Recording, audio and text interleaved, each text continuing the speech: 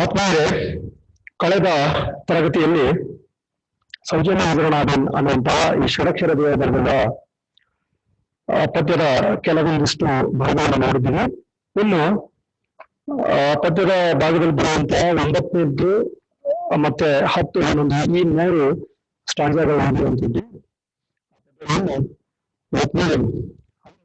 ಪೂರ್ವದಲ್ಲಿ ಅದನ್ನ ಅರ್ಥಕೊಳ್ಳೋಕ್ಕಿಂತ ಪೂರ್ವವಾಗಿ ಏನಾಯ್ತು ಹಿಂದಿನ ವಿಚಾರವನ್ನ ಒಂದು ನಿಮಿಷ ಹೇಳ್ಕೊಂಡು ಮುಂದೆ ಹೇಳ್ತಾ ಹೋಗ್ತೀನಿ. ಅಲ್ಲಿ ಆ ಬೇಡ ವೇಷಧಾರ ಆಗಿರುವಂತಹ ಶಿವ ಏನ್ ಮಾಡ್ತಾ ಇದ್ದ, ಒಂದು ಬೃಹತ್ ಆಗಿರುವಂತಹ ದೊಡ್ಡದಾಗಿರುವಂತಹ ಮಹಾವರಾಹವನ್ನ ಬೇರಿಟ್ಕೊಂಡು ಬಂದ. ಅದನ್ನ ಕಂಡಂತ ಅರ್ಜುನ ಏನ್ ಮಾಡ್ತಾನೆ, ಅದ್ರ ಮೇಲೆ ಬಾಣ ಪ್ರಯೋಗ ಮಾಡ್ತಾನೆ. ಅದು ಬಿದ್ದೋಗು ಅಂತೇಳಿ ಅದನ್ನ ಕರಿತಾ ಅವನು ಆ ಹಂದಿಯನ್ನ ಕಾಂತ ಅದ್ರ ಮೇಲೆ ದಾಳಿ ಮಾಡುವಂಥದ್ದನ್ನ ಮೊದಲನೇ ಪದ್ಯ ಕಂಡುಕೊಂಡಿದ್ವಿ. ಇನ್ನ ಎರಡನೇ ಪದ್ಯದೊಳಗೆ, ಎರಡನೆಯ ಪದ್ಯದ ಭಾಗ ಏನಾಗ್ತಿತ್ತು ಅಂದ್ರೆ, ಅಲ್ಲಿಗೆ ಪರಶಿವ ಏನ್ ಮಾಡ್ತಾನ, ಜಗದಿನಲ್ಲಿಗೆ ಬಂದು, ಜಗದಿಯಲ್ಲಿಗೆ ಅಂದ್ರೆ ವೇಗವಾಗಿ ಅಲ್ಲಿಗೆ ಬಂದ ಅಂತ. ವೇಗವಾಗಿ ಅಲ್ಲಿಗೆ ಬಂದಂತ ಆ ಪರಶಿವ ಏನ್ ಮಾಡ್ತಾನ, ಈ ಬೇಟೆ ನಮ್ದು ಅಂತ ಹೇಳಿ ಆ ಹಂದಿಯನ್ನ ತಾನು ತೆಗೆದುಕೊಳ್ಳಕ್ ಮುಂದಾಗ್ತಾನೆ. ಅದನ್ನ ನೋಡಿದಂತ, ಅದನ್ನ ಕಂಡಂತ ಈತ ಶಬರ ವೇಷಧಾರಿಯಾಗಿ ಏನ ಬಂದಿದ್ದ ಶಿವ ಗೊತ್ತಿರೋದಿಲ್ಲ, ಈ ಅರ್ಜುನ ಗೊತ್ತಿರೋದಿಲ್ಲ. ಆತ ಏನ್ ಮಾಡ್ತಾನೆ, ಇದನ್ನ ನಾನು ಇದನ್ನ ಮಾಡಿರೋ ಅನ್ಕೊಂಡು ಆ ಬೇಟೆ ನಂದು ಬಂದು ನೀ ದೂರಿಸ್ರಿ ಅಂತ ಹೇಳಿ ಆತನನ್ನ ಮುಗಿಸ್ತಾನ ಅನ್ನುವಂಥದ್ದು. ಅಂದ್ರೆ ಆ ಕಡೆ ದೂರ ಸರಿಸ್ತಾನ ಅನ್ನುವಂಥ, ಕಡೆ ಸಾರ ಅಂತ ಹೇಳಿ ಹೇಳ್ತಾನ. ಆ ತರ ಹೇಳುವಂಥದ್ದು ಅಂದ್ರೆ ಒಟ್ಟಾರೆಯಾಗಿ ಆಯಾ ವಿಚಾರವನ್ನ ಅವನ ಮನಸ್ಸೊಳಗ, ಒಂದು ಅರ್ಜುನನ ಮನಸ್ಥಿತಿ ಹೇಗಿತ್ತು ಅಂದ್ರೆ ಒಂಥರ ಪರಾಕ್ರಮದ ನಿಲುವನ್ನು ಹೊಂದಿದ್ದ. ಅದ ಒಂಥರ ಸಿಟ್ಟಿನ ವಿಚಾರಧಾರೆ ಅವನಲ್ಲಿತ್ತು. ಅರ್ಜುನನಿಗೆ ತಾನ ಶ್ರೇಷ್ಠವಾದಂಥವನು, ಬೇರೆ ಯಾರು ಅಲ್ಲ, ನನ್ನಷ್ಟು ಪರಾಕ್ರಮಿ ಅಥವಾ ನನ್ನಷ್ಟು ಶೂರನಾಗಿರುವಂಥವನು ಯಾರಲ್ಲ ಅನ್ನುವಂಥ ಮನಸ್ಸಿತ್ತು. ಹಿಂಗಾಗಿ ಅವರಿಬ್ಬರ ನಡುವೆ ಏನಾಯ್ತು, ಹೊಡೆದಾಟ ನಡೀತೈತಿ. ನಡೆದಾಗ ನನ್ನ ಭುಜಬಲದ ಪರಾಕ್ರಮ ನೋಡು ಅಂತ ಹೇಳ್ತಾನೆ. ಎನ್ನ ಭುಜಾಗ್ರ ವಿಕ್ರಮಕ್ಕೆ ಮೆಚ್ಚಿದೆ ಅನ್ನುವಂಥದ್ದು. ನೋಡು, ನನ್ನ ಭುಜಬಲ ಪರಾಕ್ರಮವನ್ನ ನೀನು ಮೆಚ್ಚಿರುವೆ, ಅದಕ್ಕ ನನ್ನ ಈ ಪರಾಕ್ರಮ ಕಂಡು, ಅಥವಾ ನೀನು ಹೋರಾಡ್ತಿರುವಂತಹ ಈ ಪರಾಕ್ರಮವನ್ನು ಕಂಡು ನನಗೇನಾಗಿದೆ, ಒಂಥರ ಆಶ್ಚರ್ಯನೂ ಕೂಡ ಅನಿಸಿದೆ ಅನ್ನುವಂತ ಮಾತು ಅಲ್ಲಿ ಹೇಳ್ತಾನೆ. ಅಲ್ಲಿ ಹೇಳ್ತಾನೆ ಏನು, ನೀನು ಕೂಡ ಒಬ್ಬ ಪರಾಕ್ರಮಿ ಆಗಿರುವಂತ ಸಾಹಸಕ್ಕೆನ್ನೆರೆ ವಿಸ್ಮಯ ಬಡ್ದನ್ನು ಅನ್ನುವಂತ ಮಾತನ್ನು ಹೇಳ್ತಾರೆ. ವಿಸ್ಮಯ ಪಟ್ಟ ಅವನು, ಯಾಕ ಅವನು ಆ ಒಂದು ಪರಾಕ್ರಮಕ್ಕೆ ವಿಸ್ಮಯ ಪಟ್ಟ. ಈ ರೀತಿ ಅವರ ಒಂದು ಇದನ್ನ ನೋಡ್ಕೊಂಡು ನೀನು ತುಂಬಾ ಧೈರ್ಯವಂತ ಅನ್ನುವಂತ ಕೂಡ ವಿಚಾರನ ಹೇಳ್ಕೊತಾನೆ. ಬಾಣದೆ ಮತ್ತೆ ರೇಗಿದನು, ಈ ತರ ಹೇಳ್ತಾ ಹೋಗುತ್ತಾನೆ. ತಡ ಮಾಡಿ ಏನ್ ಮಾಡ್ತಾನ, ಅಬ್ಬರಿಸಿ ಆ ಶಿವನಿಗೆ ಏನ್ ಮಾಡ್ತಾನ, ಸಿಡಿಲ ಮಾಲ್ಕಿ ಅಭಾವಂ ಕಾಣುತ್ತದೆ ಅನ್ನುವಂತ ರೀತಿ. ಆತ ಸಿಡಿಲ್ ಹೆಂಗ್ ಬಡಿತಾನ, ಮಿಂಚು ಸಿಡಿಲ್ ಯಾವ ರೀತಿ ಇರ್ತದಲ್ಲ ಆ ತರ ಒಂದು ಏಟನ್ನ ಯಾರಿಗೆ ಕೊಡ್ತಾನೆ, ಅರ್ಜುನ ಯಾರೋ ಬೇರೆ ವೇಷಧಾರಿ ಆಗಿರುವಂತ ಶಿವನಿಗೆ ಬಡಿತಾನೆ. ಶಿವನ ಕಾಮನ್ ಆಗಿರುವಂತ, ಸಾಮಾನ್ಯವಾಗಿ ನಿಂತ್ಕೊಂಡಿರುವಂತ ಮನುಷ್ಯನ ಹೊಡೆದ್ಬಿಟ್ರೆ ಅವನಿಗೆ ಒಂಥರ ಕಕ್ಕಾಬಿಕ್ಕಿ ಆಗ್ತಿತ್ತಲ್ಲ, ಆ ರೀತಿ ಏನಿಗೂ ಆಯ್ತು. ಶಿವ ಸಹಿಸ್ಕೊಂಡು ಕೆನಂ ಬಡೆದೋಗ್ತೀನಿ. ಕೆನಂ ಅಂದ್ರೆ ಕೋಪ ಬಂದ್ಬಿಡ್ತಾವ ಶಿವನಿಗೆ. ಕೋಪ ಬಂದು ಆತನನ್ನು ಮೆಟ್ಟಿ ನಿಂತ್ಕೊಳ್ತಾನೆ, ಅವನನ್ನ ತುಳಿದು ಬಿಡ್ತಾನೆ. ಯಾರನ್ನ, ಅರ್ಜುನನ್ನ ಕೋಪಗೊಂಡು ಶಿವ ಏನ್ ಮಾಡ್ತಾನೆ, ಶಿವ ತನ್ನ ಕಾಲಿನಿಂದ ಆತನನ್ನ ಮೆಟ್ಟಿ ಬಿಡ್ತಾನೆ. ಗಾಂಧಿ ಅನ್ನುವಂತ ಮಾತು. ಆ ಮೆಟ್ಟಿದಂತ ಸಂದರ್ಭದಾಗ ಏನಾಗ್ತತಿ, ಆ ಸಂದರ್ಭದಾಗ ಅರ್ಜುನನ ಬಾಯಿಂದ ಮೂಗಿನಿಂದ ರಕ್ತ ಜಿಗಿತಾ ಇರ್ತತಿ, ರಕ್ತ ಹೊರವಂತ ಇರ್ತತಿ. ಅದನ್ನ ನೋಡಿ ಆ ಶಿವನಿಗೆ ಅಯ್ಯೋ ಪಾಪ ಅನಿಸ್ಬಿಡ್ತತಿ. ಅಯ್ಯೋ ಪಾಪ ಅನಿಸಿ ತನ್ನ ಮನಸ್ಸಿನೊಳಗೆ ಸೆಡಿಬಿಟ್ಟು ಗೋಳ್ತಾನೆ. ಗೋಳು ಅವನ ಬಗ್ಗೆ ಮರಗ್ತಾನ. ಈ ರೀತಿ ನಾನು ಮಾಡಬಾರ್ದಾಗಿತ್ತು, ಅವನಿಗೆ ಹೊಡಿಬಾರ್ದಾಗಿತ್ತು, ಆತನನ್ನ ಪಾದದಿಂದ ಮೆಟ್ಟಬಾರ್ದಾಗಿತ್ತು ಅನ್ನೋಂಥ ರೀತಿಗಳಿಗೆ ಬಹಳ ನೋವು ಅನುಭವಿಸ್ತಾನೆ. ಫೀಲ್ ಮಾಡ್ಕೊಂಡು ಮುಂದೆ ಈ ಒಂದು ಸಂದರ್ಭ ಅವನಲ್ಲಿ ಫೀಲ್ ಆಗ್ತಾ ಇದ್ರೆ ಇಲ್ಲಿ ಅರ್ಜುನನ ಸ್ಥಿತಿ ಏನಾಗ್ತದೆ ಅಂದ್ರೆ, ನಾವು ಎಂಥ ಧೈರ್ಯಶಾಲಿ ಆಗಿದ್ದೆ, ಎಂಥ ಪರಾಕ್ರಮಿ ಆಗಿದ್ದೆ, ಎಂಥ ವೀರತ್ವನಾಗಿದ್ದೆ, ನನ್ನ ಬೆಂಕ ದಿನಾನ ಹೇಗಿತ್ತು, ಎಲ್ಲವೂ ಬತ್ತಿ ಹೋದಂಗೆ ಆಗ್ಬಿಡ್ತಲ್ಲ ಅಂತ ಆತ ಧೈರ್ಯ ಕುಸಿಯುತ್ತೆ. ಅದನ್ನ ತಾನು ಅರ್ಥಕೊಳ್ತಾನೆ, ತನ್ನ ಈಗ ಶಕ್ತಿಯ ಸಮವನ್ನು ಅರ್ಥ ಮಾಡ್ಕೊಳ್ತಾನೆ. ಎಚ್ಚರ ತಪ್ಪಿದಂಗೆ ಆಗ್ತತಿ, ಉತ್ಸಾಹ ಇಲ್ಲದಂಗೆ ಆಗ್ತತಿ. ಈ ಅರ್ಜುನನ ಅಹಮ್ಮಿಕೆನ ಪೂರ್ತಿ ಅಡಿಗೆ ಹೋಗ್ತತಿ, ಅಡಿಗೆ ಹೋಗ್ತತಿ. ಆವಾಗ ಅವನಿಗೆ ಅನ್ಸತ್ತೆ ಏನಂದ್ರೆ, ಏನು ವಿಧಾಯಕದ ಹೆವಮಂ ಆವರಿಸೆ ಹೆವಂ ಆವರಿಸೆ ನೊಂದು ಪೊಲಂಗಿದನ ಧನಂಜಯ ಬಹಳ ನೊಂದುತ್ತಾನೆ. ತನ್ನ ಪರಾಕ್ರಮದ ಬಗ್ಗೆ ತನಗೆ ಸಂಕಟ ಅನ್ಸುತ್ತೆ, ಏನ್ ನಾನು ಈ ತರ ಇದ್ದವನು ಹಿಂಗಾಗ್ಬಿಟ್ಟೆ ಅಂತೇಳಿ ಆ ತರ ಅನುಭವಿಸ್ತಾನೆ. ಮುಂದೆ ಹೀಗೆ ಹಲಬ್ತಾ ಇರ್ಬೇಕಾದ್ರೆ ನಾನು ಯಾಕೆ ಹಿಂಗ ಕಾರಣ ಆಯ್ತು ಅಂದ್ರೆ ವಿರೂಪಾಕ್ಷನನ್ನು ಉಪೇಕ್ಷಿಸಿದೆ. ಆ ವಿರೂಪಾಕ್ಷ ಶಿವನನ್ನ ಏನ್ ಮಾಡ್ತಾನೆ, ಮಾತು ಬಿಟ್ನಲ್ಲ, ಅದಕ್ಕಾಗಿ ಈ ರೀತಿ ಆಯ್ತು ಅನ್ನುವಂತ ವಿಚಾರವನ್ನ, ನನಗೆ ಈ ಪರಾಜಯ ಆಗಕ್ಕೆ ಕಾರಣ ಆತನನ್ನು ಮರ್ತಿರೋದಕ್ಕೆ ಅನ್ನುವಂಥದನ್ನ ಅರ್ಥ ಮಾಡಿಕೊಂಡು ನಾನು ಏನ್ ಮಾಡ್ಬೇಕು, ಅವನ ಸೇವೆ ಮಾಡ್ಬೇಕು, ಒಬ್ಬ ಕಿಂಕರನಾಗಿ ಸೇವಕನಾಗಿ ಸೇವೆಯನ್ನು ಮಾಡ್ಬೇಕು ಅಂತೇಳಿ ತತ್ಕಾರಣ ಬೆಳೆದು ತಗೆಯಂ ಪರಾಭಿಯಕನೆಂದು ಕೌತುಕಂ. ಆತ ಏನ್ ಮಾಡ್ತಾನೆ, ತನ್ನಲ್ಲಿಯೇ ಅರಿತುಕೊಂಡಂತ ಆತ ಕ್ಷಣದಲ್ಲಿಯೇ ಅರ್ಥಕೊಳ್ತಾನೆ. ಏನಂದ್ರೆ, ನಾನು ಈ ಹಗೆ ಅಂದ್ರೆ ಹೋರಾಟದಲ್ಲಿ ಜಯವನ್ನು ಸಾಧಿಸ್ಬೇಕಾಗಿತ್ತು ಅಂದ್ರೆ ನಾನು ಮೊದಲು ಏನು ಮಾಡ್ಬೇಕಾಗತ್ತೆ, ವಿರೂಪಾಕ್ಷನ ಅಥವಾ ಶಂಕರನ ಸೇವೆಯನ್ನ ಸತ್ಕೊಂಡು ಆ ಶರಣ್ಬೇಕು, ಸೇವೆಗೆ ಶರಣಗೊಂಡ ನಾನು ಗೆಲ್ಲಕ್ ಸಾಧ್ಯ ಐತಿ ಅನ್ನುವಂತ ವಿಚಾರದೊಳಗೆ ಆತ ಮುಂದೆ ಏನಾಗ್ತಾನೆ, ಪರಮಶಿವ ಮೋಕ್ಷ ವಿಧಿ ಮನಲ್ಲಿ ಅದೇ ಅಲ್ಲಿ ಏನ್ ಮಾಡ್ತಾನ, ಮಣ್ಣೊಳಗ ಶಿವನ ಲಿಂಗ ಕೇಳ್ತಲ್ಲ, ಸ್ಲೋ ಹೇಳಿ ಸರ್.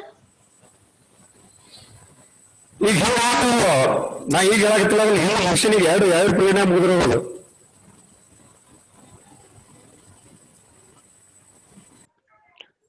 ಅಲ್ಲಿ ಏನಾಯ್ತು, ಆ ಪರಶಿವನನ್ನ ಸೇವೆ ಮಾಡ್ಬೇಕನ್ಕೊಂಡು ಆತನಿಗೆ ಶರಣ್ ಬಕ್ಕು ತನ್ನಲ್ಲಿ ಅನ್ಕೊಂಡ, ನಾನು ಶಿವನ ಪ್ರೀತಿಗೆ ಪಾತ್ರನಾಗಿ, ಶಿವನ ಭಕ್ತನಾಗಿ ಆತನನ್ನು ಗೆಲ್ಲಕ್ಕೆ ಸಾಧ್ಯ ಇದೆ ಅನ್ಕೊಂಡು ವಿಮಲ ಮಯಸ್ಕನಾಗಿ, ಸ್ವಚ್ಛ ಮನಸ್ಸಿನವನಾಗಿ ಪರಶಿವನನ್ನ ಏನ್ ಮಾಡ್ತಾನೆ, ಅಲ್ಲೇ ಮಲ್ಲಿನೊಳಗ ಒಂದು ಶಿವನನ್ನು ಮಾಡ್ತಾನೆ, ಶಿವನನ್ನ ನೇಪಿಸ್ತಾನೆ, ನಿರ್ಮಾಣ ಮಾಡಿ ಅಲ್ಲಿ ಯಾವುದು ತಿರಿದು, ಪಡ್ಡಳಿ, ಬದುಗೆ, ಕಕ್ಕೆ, ಮುತ್ತ, ಪಾದರಿಗಳ ಪೂಗಳನ್ನು ತಂದು ಅದೇನ್ ಮಾಡ್ತಾನ, ಯಾವುದು ತಿರಿದು ಅನ್ನುವಂಥದ್ದು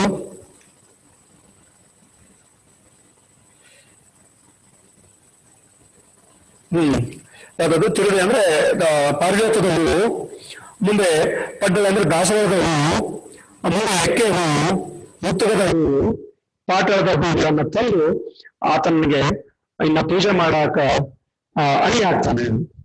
ಪೂಜೆ ಮಾಡಾಕ ಅಣಿ ಆದಾಗ ಏನಾಗ್ತತಿ, ಮಣ್ಣಿರುವಂತ ಲಿಂಗ ಅಥವಾ ಮಣ್ಣಿನ ಮಾಡಿರುವಂತ ಲಿಂಗದ ತಲೆ ಮೇಲೆ ಪುಷ್ಪವನ್ನು ಇರಿಸ್ತಾನೆ. ಆ ಪುಷ್ಪ ಅದೇ ಕ್ಷಣದೊಳಗೆ ಏನಾಗ್ತಾ ಇದೆ, ಮಾಯವಾಗ್ತಾ ಇದೆ. ಮಾನದ ಕ್ಷಣವೇ ತೊಳಗಡಾರ್ಧ ಆ ಕಿರಾತನ ಮಂಡೆಯಲ್ಲಿದೆ. ಅವನು ಆ ಲಿಂಗದ ಮೇಲೆ ಆ ಹೂವಿನ ಪುಷ್ಪವನ್ನು ಅರ್ಪಿಸಿದ ತಡನೆ ಆ ಕ್ಷಣದಲ್ಲಿ ಏನಾಗ್ತಿತ್ತು, ಅಲ್ಲಿ ಇತ್ತಂತ ಆ ಬೇಡನ ಕಿರಾತಕನ ತಲೆ ಮೇಲೆ ಏರ್ತಾ ಇತ್ತು. ಕಂಡು ಕಾರಣಮಿಂದೆ ಪಶತೆಂದು ಸಾದ್ಭುತ ಮಾನಸಂ ಮಗು ದೀಕ್ಷಿಸುತ್ತ ಅನಿಯರಂ ಏನೋ ಬಿಡದಿತ್ತ ಲಿಂಗದ ಶೂನ್ಯ ಶಿಷ್ಯಮನ್ ಅರ್ಜುನ ಅನ್ನುವಂಥದ್ದು. ಅಂದ್ರೆ ಅಲ್ಲಿ ಏನಾಗ್ತತಿ, ಈ ಕೌತುಕವನ್ನು ಕಂಡಂತ ಅಥವಾ ಈ ಹೊಸದೊಂದ ವಿಸ್ಮಯವನ್ನು ಕಂಡಂತ ಒಂದು ಅದ್ಭುತವಾದಂತಹ ಈ ದೃಶ್ಯವನ್ನು ಕಂಡಂತ ಆತ ಅನ್ಕೋತಾನೆ, ಇಚ್ಛಿಸುತ್ತಾನೆ. ಅಂದ್ರೆ ನೋಡ್ತಾ ಆತನಿಗೆ ಅನ್ಸುತ್ತೆ, ಇದು ಸಾಕ್ಷಾತ್ ಪರಶಿವ, ಅದು ಇವನಿಂದ ಹೋರಾಡಿದೆ, ಇವನ ಜೊತೆನೆ ಹೋರಾಡಿದೆ ಅನ್ನುವಂಥದ್ದನ್ನ ಅಲ್ಲಿ ಆತ ಅನ್ಕೋತಾನೆ. ಹೌದಾ, ಏನಾದ್ರು ಶತ್ರುವನ್ನ ಜಯಿಸುವಂತಾಗಲಿ ಎಂಬ ಮನಸ್ಸಿನಿಂದ ಆತ ಬಂದಂತ ಸ್ಥಿತಿಯೊಳಗೆ ಏನಾಗ್ತತಿ, ಹೂವನ್ನು ಇರಿಸಿದ್ರೆ, ಆ ಲಿಂಗಕ್ಕೆ ಹೂವನ್ನು ಇಟ್ರೆ ಆ ಹೂವು ಎಲ್ಲಿ ಇರ್ತಾ ಇತ್ತು ಅಂದ್ರೆ ಶಿವನ ಮಸ್ತಕಕ್ಕೆ ಬೀಳ್ತಾ ಇತ್ತು, ತಲೆ ಮೇಲೆ ಬೀಳ್ತಾ ಇತ್ತು. ಅದನ್ನ ಕಂಡಂತ ಆತ ನಿಜವಾದ ಶಿವ ಈ ಭಾಗವಹಿಸಿದ್ದಾರೆ ಅನ್ನುವಂಥದ್ದು ಗೊತ್ತಾಯ್ತು. ಕಿರಾತನೆ ಸಾಕ್ಷಾತ್ ಪರಶಿವನ್ ಅನ್ನುವಂಥದ್ದು ಕೂಡ ಅಲ್ಲಿ ಅವನಿಗೆ ಗೊತ್ತಾಗ್ತತಿ. ಸಾಕ್ಷಾತ್ ಶಿವನೇ ಕಿರಾತಕ ಅನ್ನುವಂಥದ್ದು ಗೊತ್ತಾಯ್ತು. ಅವಾಗ ಅಲ್ಲಿ ಏನ್ ಮಾಡ್ತಾನೆ ಅನ್ನುವಂಥದ್ದು ಅವನ ಸ್ಥಿತಿ ಹೇಗಿರುತ್ತೆ ಅನ್ನೋಂಥದ್ದನ್ನ ನೋಡ್ತಾ ಇದ್ದೇನೆ.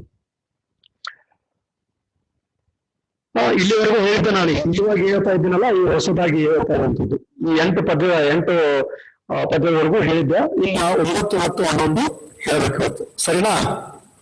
ಕೇಳ್ತದೆ ಎಲ್ಲ ಕ್ಲಿಯರ್ ಆಗಿ?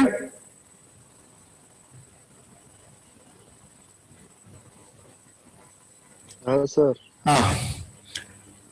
ಅಲ್ಲಿ ಏನು ಅಂದ್ರೆ 9ನೇ ಪದ್ಯದೊಳಗೆ ಏನ್ ಕೇಳ್ತಾನೆ, ಏನ್ ಅನ್ಕೋತಾನೆ ಅಂತ. ಪಡಿದೆರೆದಂತೆ ಪಾರಿತ ಎರ್ದೆ ಪೌವನೆ ಜುಮ್ಮನೆ ಮೈನವಿ ಪೊದಾದಿ ಇಡಿಕಿರಿದತ್ತು. ಅಲ್ಲಿ ಧರ್ಮಜಲ ಅನ್ನುವಂಥದ್ದು ಅದು ಕರ್ಮ ಆಗ್ಬೇಕು ಅನ್ನುವಂಥದ್ದನ್ನ ಬದಲಾವಣೆ ಮಾಡ್ಕೋಬೇಕು ಅನ್ನೋದು ಸ್ವಲ್ಪ ಏನೋ ಮಿಸ್ಟೇಕ್ ಆಗಿದೆ. ಅದು ಅಂದ್ರೆ ಅವನ ಕರ್ಮ ಹಿಂಗಾಯ್ತು ಅನ್ನುವಂಥದ್ದು ಅದು ತನ್ನ ಸ್ಥಿತಿ ಹೇಗಾಯ್ತು ಅನ್ನೋದು ತಿಳ್ಕೊಳ್ಳುವಂಥದ್ದು. ಧರ್ಮ ಜಲ ಉನ್ಮುದು ಅಂಗದೆ ಅಗ್ರಹಂ ಕಡೆದೆಲಗಿತ್ತು ಕೌತುಕರಸಂ ಬಗೆಗ ಉರಿದುದು ಉತ್ಸಾಹಂ ನೋಡಂತ ಅಡರ್ದುದು ಭೀತಿ ಬಾವರಿದು ಬೇರ್ವರ್ದುದೇ ಏರ್ಗೆಯನ್ ನಾಳ್ದುದು ರಾಗ ಸಂಪರೆ ಅಂತ ಮಾತಾಡಿ ಹೇಳ್ತಾರೆ. ಏನಂದ್ರೆ ಪಡೆದಂತೆ ಪಾರಿತ ಎರ್ದೆ, ಈ ನಮ್ಮ ಮನಸ್ಸಿನ ಭಾವಗಳು ಬಂದೇಗಿರ್ತಾವಲ್ಲ ಆ ವಿಚಾರವನ್ನು ಇಲ್ಲಿ ಹೇಳ್ತಾರೆ ಅಂತದ್ದು. ಹೌದಾ? ಬಾಗಿಲು ತೆಗೆದಾಗ ಬಂಧುತ್ವವಾಗಿರುವಂತಹ ಈಗ ಯಾವುದೋ ಒಂದು ಹಕ್ಕಿ ಗೂಡಿನೊಳಗ ಗೂಡಿನ ಹಾಕಿದಾಗ ಆ ಗೂಡನ್ನ ತೆಗೆದಾಗ ಹೇಗೆ ಹಾರ ಹೋಗ್ತಾವ ನೋಡು, ಆ ರೀತಿ ಇವನಿಗೆ ಭಾಸ ಆಯ್ತು ಅನ್ನುವಂಥದ್ದು. ಆ ರೀತಿ ಇವನಿಗೆ ಭಾಸ ಆಯ್ತು. ಹೆಂಗ್ ಭಾಸ ಆಯ್ತು ಅಂದ್ರೆ ಅವನೇ ಸಾಕ್ಷಾತ್ ಕಿರಾತಕನ ಶಿವನ್ ಅನ್ನುವಂಥದ್ದು ಗೊತ್ತಾಗ್ತೈತಿ. ಶಿವನೇ ಈ ಸಾಕ್ಷಾತ್ ಕಿರಾತಕ ದಾರಿಯನ್ನ ಧರಿಸಿರುವಂತವನು, ನಾಳೆ ಶಿವನ ಅನ್ನುವಂಥದ್ದು ಗೊತ್ತಾಗ್ತೈತಿ. ಅವನಿಗೆ ಅನಿಸಿದಾಗ ಆತ ಹೇಳ್ತಾನ, ಮನಸ್ಸಿನಲ್ಲಿ ಆವರಿಸ್ಕೊಂಡಿರುವಂತಹ, ಹೌದಾ, ಪಡಿದೆರೆ ಅಂದ್ರೆ ಬಾಗಿಲು ಕದ ತೆರೆ ಅನ್ನುವಂಥದ್ದು. ಅದೇನು ತನ್ನದೇ ಆದಂತ ಒಂದು ಅಹಂಕೆ ಇತ್ತು, ತನ್ನದೇ ಆದಂತ ಒಂದು ಗಾಂಭೀರ್ಯ ಇತ್ತು, ಒಂದು ಪರಾಕ್ರಮ ಅನ್ನುವಂಥದ್ದಿತ್ತು. ನನ್ನ ಬಿಟ್ರೆ ಯಾರೂ ಇಲ್ಲ, ಎಂಥ ದೇವಾನ್ ದೇವತೆಗಳು ನಾನು ಸೋಲಿಸಬಹುದು ಅನ್ನುವಂತ ಆ ಅಹಂಕೆ ಅರ್ಜುನ ಏನಿತ್ತಲ್ಲ ಅದು ಏನಾಯ್ತು, ಆ ಅಹಂಕೆಯ ಕದ ತೆರೀತು. ಇವಾಗ ಅವನಿಗೆ ಒಂದು ಬುದ್ಧಿ ಬಂತು ಅನ್ನೋಂಥ ಲೆಕ್ಕಕ್ಕೆ ಅವನ ಅಹಂಕೆ ಅಥವಾ ಅವನ ಮನಸ್ಸಿನಲ್ಲಿ ಆವರಿಸಿರುವಂತಹ ಆ ಭಾವ ಹೋಗಿ ಸ್ವಚ್ಛ ಮನಸ್ಸಿನ ಭಾವ ಏನಾಯ್ತು, ತೆರೀತು. ತೆರೆದಂತೆ ಪಾರಿತ ಎರ್ದೆ, ಆ ಎದೆಯೊಳಗೆ ಇರುವಂತಹ ಆ ಭಾವನೆಗಳು ಏನಾಯ್ತು, ಹಾರಿ ಹೋಯ್ತು. ಎಲ್ಲವನ್ನು ಬಿಟ್ಬಿಟ್ಟ ಅವನು. ಗೆಲ್ಬೇಕು, ನಾನೇ ಶೂರ ಅನ್ಸ್ಕೋಬೇಕು, ನಾನೇ ಪರಾಕ್ರಮಿ ಅನ್ಸ್ಕೋಬೇಕು ಅನ್ನುವಂಥದ್ದು ಏನಿತ್ತಲ್ಲ ಅದು ಏನಾಯ್ತು, ಹಾರಿ ಹೋಗ್ಬಿಡ್ತು. ಎರ್ದೆ ಅಂದ್ರೆ ಎದೆ. ಪಾರಿತ ಎರ್ದೆ ಪರವಣೆ ಜುಮ್ಮನೆ, ಇವು ಒಂಥರ ಹವ್ವನೆ ಆಡ್ದಂಗ ಹೇಳ್ತೀವಿ ಹಂಗೆ. ಹವ್ವನೆ ಜುಮ್ಮನೆ ಒಂಥರ ಮನಸ್ಸಿನ ಪರಾಕೃತೆಯನ್ನು ತಿಳಿಸುವಂಥದ್ದು. ಒಂಥರ ಹೂವು ಆದಂಗೆ ಆಗ್ಬಿಟ್ಟ ಅವನು. ಅಲ್ಲಿ ಸ್ಥಿತಿಯನ್ನು ನೋಡಿ ಹೂ ಇಟ್ರೆ ಹೂ ಏನ್ ಮಾಡ್ತಾ ಇದೆ, ಆ ಕಿರಾತನ ಮೇಲೆ ಬೀಳ್ತಾ ಇದೆ, ಕಿರಾತನ ತಲೆ ಮೇಲೆ ಬೀಳ್ತಾ ಇದೆ. ಸಾಕ್ಷಾತ್ ಶಿವನೇ ಅವನು ಅನ್ನೋಂಥದ್ದನ್ನ ಅರ್ಥ ಮಾಡ್ಕೊಂಡಾಗ ಒಂಥರ ಹಂಗಾರ್ದಂಗೆ ಆಗ್ಬಿಟ್ಟು ಪೌವಾಣೆ ಜುಮ್ಮಾಣೆ ಅಂತೇಳಿ ಒಂದ್ ರೀತಿ ಅವನಲ್ಲಿರುವಂತ ಮೊದಲಿನ ಭಾವಗಳು ಮಾಯವಾಗಿ ಸಾಕ್ಷಾತ್ ಶಿವನಿಗೆ ಬಂದ್ಬಿಟ್ಟಾನಲ್ಲ, ಇನ್ನು ನನ್ನಿಂದ ಹೋರಾಡಿದ್ನಲ್ಲ, ಅವನ ಜೊತೆ ಹೋರಾಡಿದ್ನಲ್ಲ ಅನ್ನುವಂತ ಒಂದು ಭಾವ ಆತನ ಏನ್ ಮಾಡ್ತಾ ಇತ್ತು, ಕಾಡ್ತಾ ಇತ್ತು. ಅದರಲ್ಲಿ ಕರ್ಕೊಂಡಾಗ ಹೇಳ್ತಾನೆ, ಆತ ಹೌದಿದ್ದ ಮೈಯ ಜುಮ್ಮ ಅಂತೇಳಿ ನೆರವೇರ್ತು ಅನ್ನೋಂಥದ್ದು, ಮೈ ನಗರ ಅನ್ನೋಂಥದ್ದು. ಅಂದ್ರೆ ಮೈ ಮೇಲೆ ರೋಮಾಂಚ, ಇಡೀ ರೋಮಗಳೆಲ್ಲ ಗೆದ್ದಿತ್ಕೊಂಡ್ಬಿಟ್ಟು ಅಷ್ಟೊಂದು ಭಾವ ಪ್ರೇಷಕನಾಗ್ಬಿಟ್ಟ ಅಲ್ಲಿ. ಮೈ ಪದ ಇಡಿಕಿರಿದತ್ತು ಅಂತ ಮಾತು. ಹೌದಾ? ಇಡಿಕಿರಿದತ್ತು ಅಂದ್ರೆ ಏನಾಗ್ಬಿಡ್ತು, ಅವನ ಮೈನವರು ಯಾವ ರೀತಿ ಆಯ್ತು ಅಂದ್ರ ದಟ್ಟವಾಗಿರುವಂತ ದಟ್ಟವಾಗಿರುವಂತ ಮೈನವರಿನ ಆ ಭಾವ ಮೇಲೆ ಎದ್ದಂಗ ಅನಿಸ್ತು. ಆ ಕೂದಲಗಳ ಸ್ಥಿತಿ, ಒಂದು ರೋಮಗಳು ಎದ್ದಂಗ ಅನಿಸ್ತು. ಇಡಿಕಿರಿದತ್ತು ಆ ರೀತಿ ಒಂದು ಭಾವ ಆಯ್ತು. ಧರ್ಮಜಲಂ ಅಥವಾ ಕರ್ಮಜಲಂ ಅನ್ನುವಂಥದ್ದು. ಕರ್ಮಜಲಂ ಮುಂದುದು, ತಾ ಮಾಡಿರುವಂತ ಕರ್ಮ ತನಗೆ ಅರಿವಾಗಕತ್ತು. ತನ್ನ ಅವನು ಮಾಡಿರುವಂತ ಕರ್ಮದ ಅಥವಾ ಆ ಧರ್ಮದಿಂದ ಹಿಡ್ಕೊಂಡಲ್ಲ, ಆ ಧರ್ಮದ ಫಲ ಅವನಿಗೆ ಗೊತ್ತಾಗ್ತಾ ಹೋಯ್ತು. ಜೋರ ಬೇತ್ ಬಿಟ್ಟಿದ್ದಾನೆ. ಕಿರಿಬಾಗಿತ್ತು ಅನ್ನುವಂಥದ್ದು ಬೆವತಿರ್ತಾನೆ. ಬೆವರು ಹರಿತಾ ಇತ್ತು, ನವಿರೇದಂಗಾಗಿತ್ತು, ಇಡೀ ಮೈದಂಗಾಗಿತ್ತು. ಆತ ಅಲ್ಲಿ ಪದಗಳನ್ನ ಹೇಳ್ತಾ ಇರುವಂಥದ್ದು. ಕೋಪವು ಏನಾಗಿತ್ತು, ಮನಸ್ಸಿನಿಂದ ದೂರ ಹೋಗಿತ್ತು. ಧರ್ಮಜಲಂ ಉಳಿದುದು, ಅಂಗದು ಆಗ್ರಹಂ ಕಡೆದೋದಿತ್ತು ಅನ್ನೋದು. ಏನು ಹೋರಾಡಬೇಕು, ಗೆಲ್ಲಬೇಕು, ಅವನನ್ನ ಗೆಲ್ಲಬೇಕು ಅನ್ನುವಂತ ಒಂದು ಬಯಕೆ ಇತ್ತಲ್ಲ, ಅದು ದೂರ ಆಯ್ತು. ಆಗ್ರಹಂ ಕಳೆದವಾಗಿತ್ತು. ಗೆಲ್ಲಬೇಕು, ಹೊರಡಬೇಕು ಅನ್ನೋಂಥ ವಿಚಾರ ಇತ್ತಲ್ಲ, ಅದು ಏನಾಗಿತ್ತು, ದೂರ ಆಗ್ಬಿಡ್ತು, ದೂರ ಹೋಗಿತ್ತು ಅನ್ನುವಂಥದ್ದು. ಆತನ ಮನಸ್ಸು ಹೆಂಗಾಗ್ಬಿಟ್ಟಿತ್ತು ಅಂದ್ರೆ ಪೂರ್ತಿ ಕೋಪವನ್ನ ಕಳ್ಕೊಂಡ್ಬಿಟ್ಟಿದ್ದ, ಉತ್ಸಾಹ ಇರಲಿಲ್ಲ, ಅವನಲ್ಲಿ ಆ ದುಗುಡ್ತನ ಆವರಿಸ್ಕೊಂಡ್ಬಿಟ್ಟಿತ್ತು. ಈ ಎಲ್ಲವನ್ನ ಆತ ಕಾಣ್ತಾನೆ. ಆಶ್ಚರ್ಯ ಮತ್ತು ಉತ್ಸವ ಮಡಿಗಳು ಹೋಗುವಂಥದ್ದನ್ನ ಕಾಣ್ತಾನೆ. ಹೇಳ್ತಾನೆ ಏನದು, ಕಡೆದೊಳಗಿತ್ತು ಕೌತುಕ ರಸ. ಕೌತುಕ ಅಂದ್ರೆ ಆಶ್ಚರ್ಯ ಪಡುವಂತ ಒಂದು ರಸ, ಅದು ಆಶ್ಚರ್ಯ ರಸ ಅನ್ನೋದು.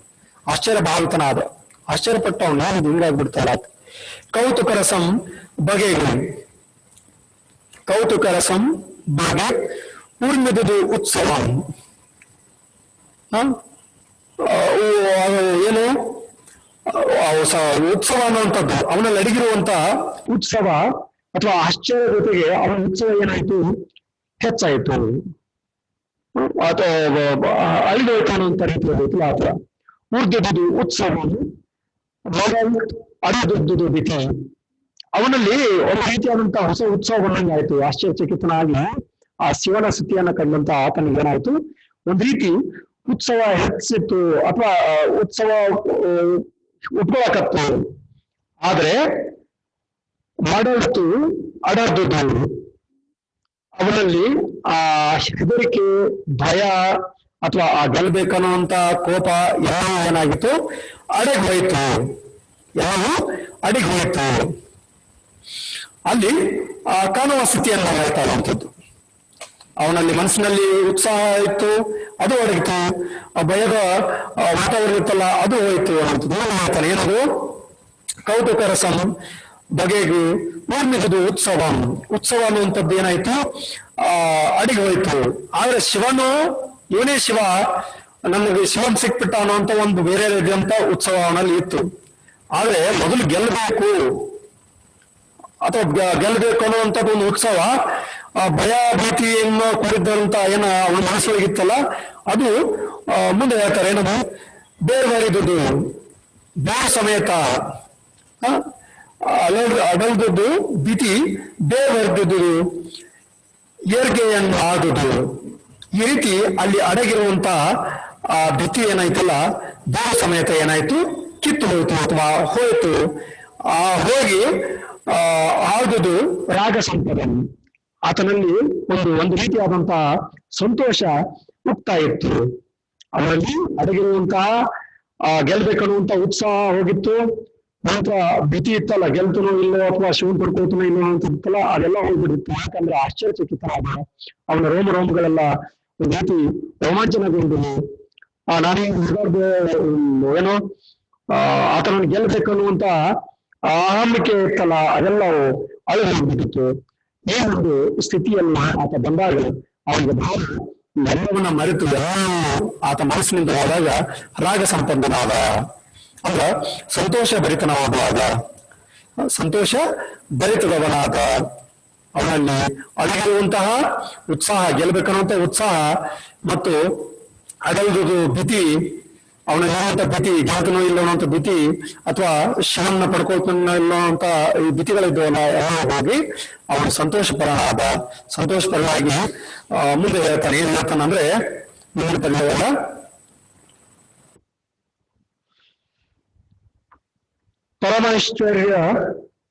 ಪರಮಾಶ್ಚರ್ಯ ಆಸ್ಪದ ನೋಳ್ ಪರಿಪೂರ್ಣ ಪರ ಪ್ರಕಾಶ ನೋಳ್ ಪಶುಪತಿಯೋಳು ಪರಶಕ್ತಿಯ ಮುಖ್ಯನೋಳು ಪರತರ ಮಹಿಮನ್ ಒಳ ಅಂತಿರ್ದ ಒಳ ಇರ್ದಿತ್ ಏನದು ಪರಹಿತ ಪರತರ ಮಹಿಮನ್ನರ ಅಂತ ಉದಿರ್ಚಿತ ಹೆಚ್ಚಾಡಿದ್ದೇನೆ ಅನ್ನೋದು ಅಥವಾ ಎರ್ಚಾಡಿದ್ದೇನೆ ಅನ್ನೋಂತ ಮಾತನ್ನು ಹೇಳ್ತಾನೆ.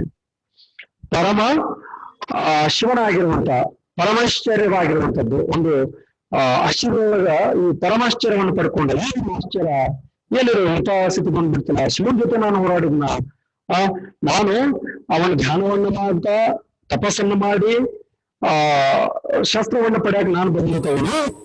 ಏನ್ ನೀವು ಶಿವನ ಜೊತೆನ ನಾನು ಹೋರಾಡಿದ್ನ, ಶಿವನ ಈ ರೀತಿ ನನ್ನ ಜೊತೆ ಹೋರಾಡುವಂಗಾಯ್ತಲ್ಲ ಅನ್ನುವಂತ ವಿಚಾರವನ್ನು ಹೇಳ್ಕೊಳ್ಳುವಂಥದ್ದು. ಪರಮಾಶ್ಚರ್ಯ ಆಸ್ಪದಗಳು, ಪರಮಾಶ್ಚರ್ಯಗೆ ಕಾರಣ ಆಗಿರುವಂತಹ ಅಪೂರ್ಣ ಪರ ಅಥವಾ ಪರಿಪೂರ್ಣ ಪರವಾಗಿರುವಂತಹ ಈ ಸ್ವತಂತ್ರವಾಗಿರುವಂತಹ ಸಕಾಲಕತ್ಮವಾಗಿರುವಂತಹ ಮತ್ತೆ ಇನ್ನೊಂದು ಹೇಳ್ತಾರೆ, ಏನದು ಪ್ರಕಾಶನು ಸ್ವತಂತ್ರವಾದಂತ ಮತ್ತು ತನ್ನದೇ ಆದಂತ ಒಂದು ಶಕ್ತಿಯನ್ನು ಹೊಂದಿರುವಂತ ಪ್ರಕಾಶತೆಯನ್ನು ಹೊಂದಿರುವಂತ ಪಶುಪತಿ ಅಂದ್ರೆ ಶಿವಗಣಗಳ ಒಡೆಯನಾಗಿರುವಂತನು, ಅದ ಶಿವಗಣಗಳ ಒಡೆಯನಾಗಿರುವಂತನು, ಪರಶಕ್ತಿಯ ಯುಕ್ತನಾವು, ಪರಶಕ್ತಿಯನ್ನ ಎಲ್ಲ ಶಕ್ತಿಯನ್ನು ಹೊಂದಿರುವಂತವನು, ಎಲ್ಲ ಶಕ್ತಿಯನ್ನ ಹೊಂದಿರುವಂತವನು, ಪರಮಶಕ್ತಿಯನ್ನ ಹೊಂದಿರುವಂತವನು. ಈ ಶಂಕರನೊಂದಿಗೆ ನಾನೇನ್ ಮಾಡಿದೆ, ಹೋರಾಡಿದ್ನಲ್ಲ ಅನ್ನೋಂಥ ವಿಚಾರವನ್ನು ಹೇಳ್ಕೊಳ್ತಾನೆ. ನಾನು ತರ ಮಹಿಳೆಯನ್ನು ಅನ್ಕೊಂಡಿರುವಂತ ಈತನೊಂದಿಗೆ ನಾನೇನ್ ಮಾಡಿದೆ, ಬಾಣ ಪ್ರಯೋಗವನ್ನು ಮಾಡಿದ್ನ ಅಂತ ವಿಚಾರ. ತರಪರ ಮಹಿಮೆಯನ್ನು ಅಂತಿದುರ್ಚಿತೆ ಎರ್ಚಾಡಿದೆ ಅನ್ನುವಂಥ ಮಾತು. ಎರ್ಚಾಡಿದೆ ಹೋರಾಡಿದೆ ಅನ್ನುವಂಥದ್ದು. ಎರ್ಚಾಡಿದೆ ಅಂದ್ರೆ ಹೋರಾಡಿದೆ ಅನ್ನುವಂಥ ಮಾತು. ಬಾಣ ಪ್ರಯೋಗ ಮಾಡಿದೆ, ಅವನ ವಿರುದ್ಧವಾಗಿ ಬಾಣ ಪ್ರಯೋಗ ಮಾಡಿದೆ. ದುರ್ಚಿತೆಯನ್ನು ನಾವು ಅಂತಿದೆ ಅಂದ್ರೆ ಅವನ ವಿರುದ್ಧ ಏನ್ ಮಾಡಿದೆ, ಬಾಣ ಪ್ರಯೋಗ ಮಾಡಿದೆ. ಯಾರು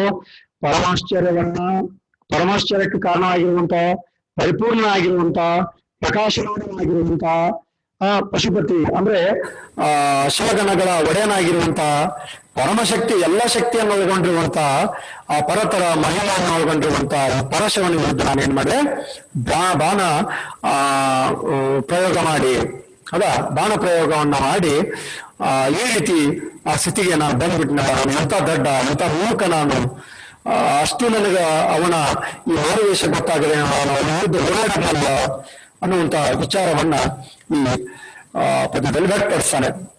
ಮುಂದಿನ 11 ಪದ್ಯಗಳಿಗೆ ಏನ್ ಹೇಳ್ತಾನೆ ಅಂದ್ರೆ,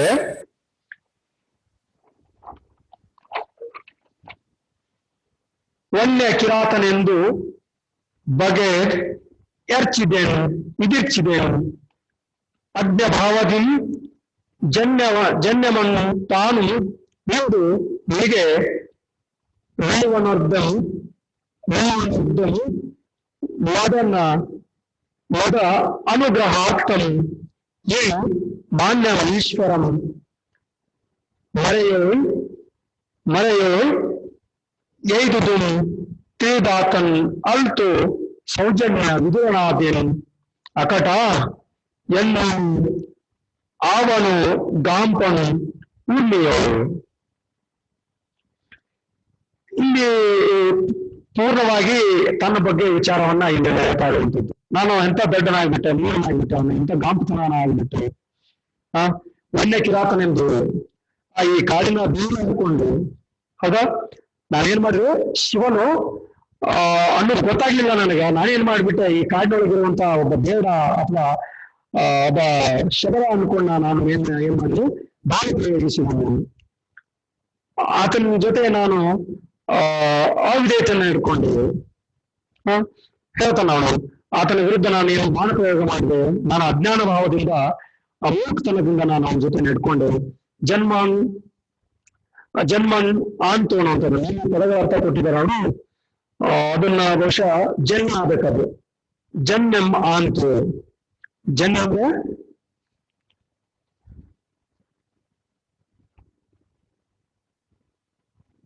ಜನ್ಯ ಅಂದ್ರೆ ಯುದ್ಧ ಅಂತ ಹೌದಾ. ಜನ್ಯ ಅಂದ್ರೆ ಯುದ್ಧ. ಆ ರೀತಿ ಯುದ್ಧದ ಸ್ಥಿತಿಗೆ ನಾನು ಹೋಗ್ಬಿಟ್ಟಲ್ಲ ಅಂತ ವಿಚಾರವನ್ನು ಹೇಳ್ತಾನೆ. ವನ್ಯ ಕಿರಾತನೆಂದು ಬಗೆ ಏನ್ ಮಾಡುದು ಇದೆಚ್ಚಿದೆನು ಅನ್ಯ ಭಾವದಿಂದ ಮೂರ್ಖತನದಿಂದ ಜನ್ಮ ಅಂತೂ ನೋಡಿ ಯುದ್ಧ ಮಾಡಕ್ ಅವನ ಜೊತೆ ನಿಂತ್ಕೊಂಡೆ. ನಿಮಗೆ ಹೀಗಿರ್ಬೇಕಾದ್ರೆ ಮೇವನೋದ್ದಮ್ ಅಂದ್ರೆ ಏನದು ಆಕ್ರಮಿಸಿದೆ ಏನೋ ಅಂತ. ಈ ರೀತಿ ಇರ್ಬೇಕಾದ್ರೆ ನಾನೇನ್ ಮಾಡಿದೆ ಅವನ ಮೇಲೆ ಆಕ್ರಮಣವನ್ನು ಮಾಡಿದೆ. ಮಗ ಅನುಗ್ರಹ ಅರ್ಥಮನು ನನ್ನ ಈ ಮನದ ಸ್ಥಿತಿಯನ್ನ ಅರ್ಥಕೊಳ್ಳದೇನೆ. ಮನದ ಸ್ಥಿತಿಯನ್ನ ಅರ್ಥಕೊಳ್ಳದೇನೆ ನಾನೇನ್ ಮಾಡ್ಬಿಟ್ಟು ಆ ಶಿವನಿಗೆ ಆತ ಅವನ ಮೇಲೆ ನಾನು ಆಕ್ರಮಣ ಮಾಡಿದೆ. ಅಷ್ಟಲ್ಲದೆ ಅವನು ನನ್ನನ್ನು ಅನುಗ್ರಹಿಸಲು ಬಂದಾತನದೇನು ಎಂದು ನಾನು ಮಗನ ಅನುಗ್ರಹಾರ್ಥನು ನನ್ನನ್ನು ಅನುಗ್ರಹಿಸಲು ಆ ಶಿವನು ನನ್ನನ್ನು ಅನುಗ್ರಹಿಸಲು ಏನ್ ಮಾಡಿದ್ದಾನೆ ಈ ಕಡೆ ಆತ ಮಾರುವೇಷದಲ್ಲಿ ಬಂದಿದ್ದಾನೆ. ಮಾನ್ಯ ಮಹೇಶ್ವರನ್ ಈ ಮಹೇಶ್ವರನ್ ಏನ್ ಮಾಡಿದ ಮರೆ ಎಳೆದುದು ಮಾರುವೇಷದೊಳಗ ಆತ ನನಗೆ ಅನುಗ್ರಹ ಮಾಡಬೇಕು ಬಂದಿದ್ದನ್ನು ನಾನು ತಿಳಿಯದೆ ಹೋಗ್ಬಿಟ್ಟೆ.